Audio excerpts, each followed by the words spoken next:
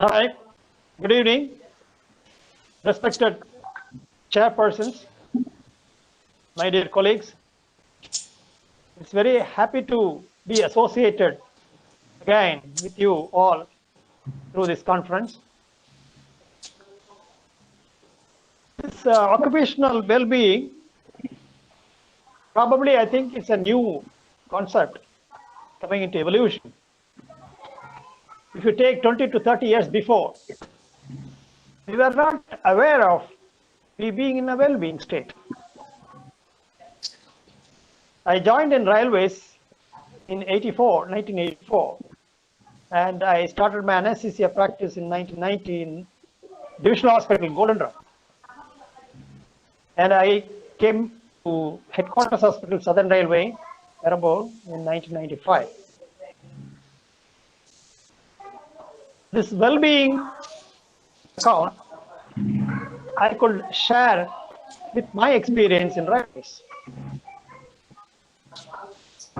In Divisional Hospital, whether it is fortunate or unfortunate, I do not know. I being the single anesthetist. Before that, one Dr. Vijay Kumar was there, and as soon as I entered, he left for MD.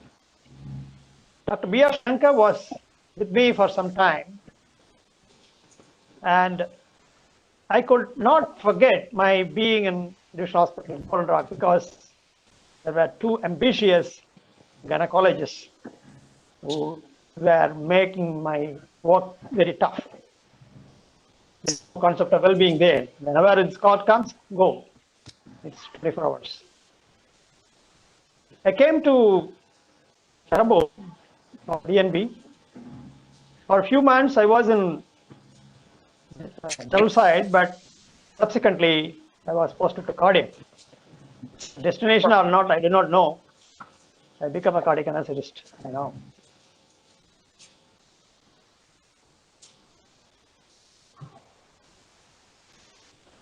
Stress in the field of anesthesia is not new. Of course, stress is there in all the professional beings. Why not? The surgeons also stressed. For anesthesia, because you are occupied only in the theater, stress level, de-stressing is very difficult. The body reacts to your stress response. Better be not type A personality, because some people take the stress very lightly. Whatever it comes, they will be very stable. But some, they react very much even at simple things. Estimated in the population around 20%. Main thing is the lacking of the proper professional qualification. You know, in railways before 30 years, there were trained anesthesiologists. They are MBBS, but they will be put into 6 months or 1 year training in the theater, and they will be giving anesthesia. The stress level must be more for them because they lack the professional qualification, because you are powerless, and professional decisions you cannot make, and you can defend surgeons. And it depends on the level of the work. You know, this is a simple task or a difficult task. But the stress, you can take the stress if there is a financial gain. Where is a financial gain in railways? Nothing. Wherever you work, if you are working hard and working long hours, there is no financial gain. Of course, after I left the railways, and now I am in the private side. I don't mind working long hours because there is financial gain, of course. What is the response? Of course, you become fatigued and you exhausted and break down, and sometimes you feel incompetent. Why the stress? I myself alone be stressing. Why my colleagues are very stable like that? You feel incompetent. The stress level is, they say, more in female gender, because they are more responsibility in the household work and looking after the children and all that. And the stress is experienced more in 30 to 50 year of age. And if you are less experienced, less than 7 years of experience, you're starting a career as a consultant. You are stressed more. And conflict at home and sleep deficits, long hours of work and night shifts, night calls, and you are not relieved in the morning. Next day you have to carry out the work. Like that, one thing has happened when I was in cardiac side.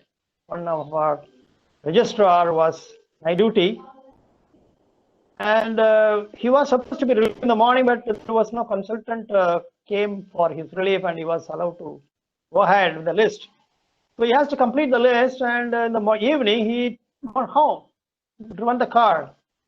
But in a signal, he just closed the eyes because it's going to be 2 minutes waiting.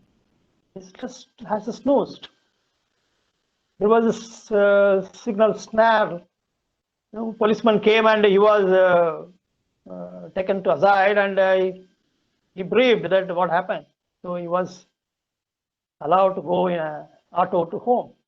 So that level of tiredness and sleepless nights, very well the cardiac side, the whole night you'll be at the theater.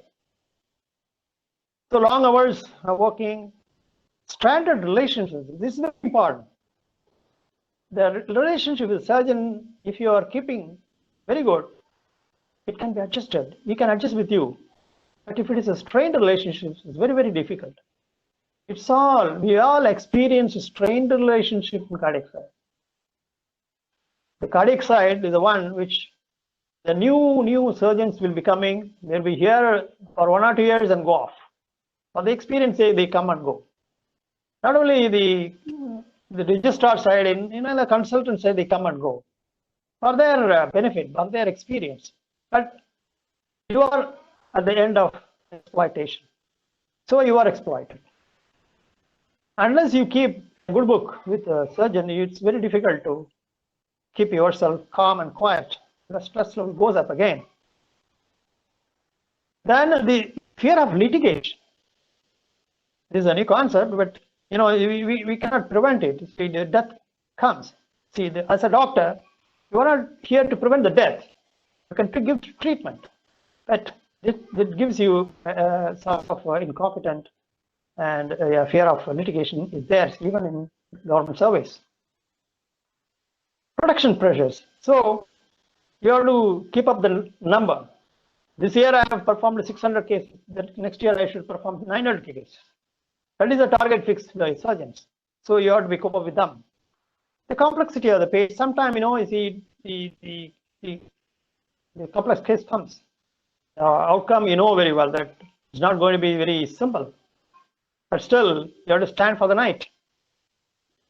So the keeping updated is very important. These are all the things, the CME gives you a allowance of learning thing, how to beat the thing.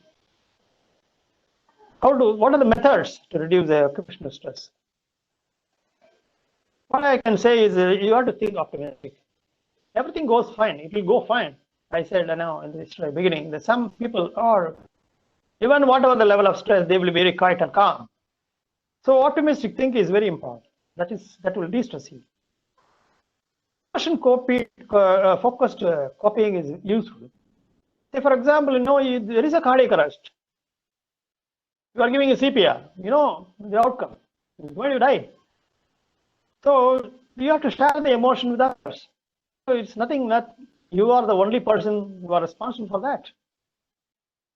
And taking pause, it's very important. At least in between the case, at least 30 to 45 minutes of pause will give you some sort of a solace. Self-discipline, it's very important. Taking too much of coffee, some people will go, at the end of the day, I have to burst my stress by going to getting an alcohol. So prayers. If you have faith, it will help you to distress you. Mediation. Take help of the senior staff administrators. Take the seniors' help. Even if any dispute comes and any thing goes wrong against your expectations, take the help of the seniors. Problem solving and planning. you have to plan yourself before, rather, in bigger case and complex cases, you have to sit with the surgeon and plan yourself along with the surgeon when there is a bigger case. Like, for example, if you are going to do arch aneurysm, there is a lot of steps in it, and the more the understanding you have with the surgeon, the outcome is very smooth. Learning new information and time management is very important. See, you are fixing a day time, and if it is getting late, and you are getting late, so you have to tell the surgeon that the time management is very important for both of us. Restraint and holding back, you have to say no on time, you have to say no. So,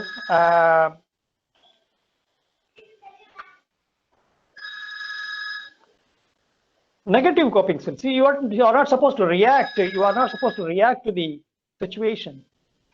It's the confrontation is really put you down. It is a negative stress. It will be destructive. So you have to be very calm and fine. Even if there is a confrontation, you have to quietly deal the thing. A rash movement will give a wrong result to the patient. The patient's safety is also important when you are at a stress level, increased stress. Social isolation, and you have to be moving along with them. If you are isolate yourself, then you cannot deliver your goal. And the last thing is the addiction. It is very bad habit that some of the anesthesiologists I've seen come across, they are addicted, and they have spoiled their life. And I think it should be taken very seriously. Organization initiative. In a railway setup, I think you have an avenue to represent yourself if anything goes wrong to the higher ups, like medical superintendent. They can help you to form a work schedule, raising awareness to the upper level. It always plays a good role. Suppose if you are alone and if you need extra hand or extra personnel to help you, they will be coming forward to help you. Research. One of the things is very important is take up research that is give you a moral positive behavior among the other specialists, and interdisciplinary discussions. This also will give you added advantage of de-stressing you. You alone need not succumb to the stress fatigue, but see, you can escalate the problems, and the management will help you in a positive way. And the main thing is promote a non-hostile environment. The OT is not a war place. I mean, it's not a place to fight. No, it's a place where you have to be very quiet and calm. You are both the parties, surgeon and anesthetist, are for the safety of the patient. So making the theater premises as a conducive environment for both parties and both for all, I think, for the specialists is very important to discuss the thing. Thank you very much.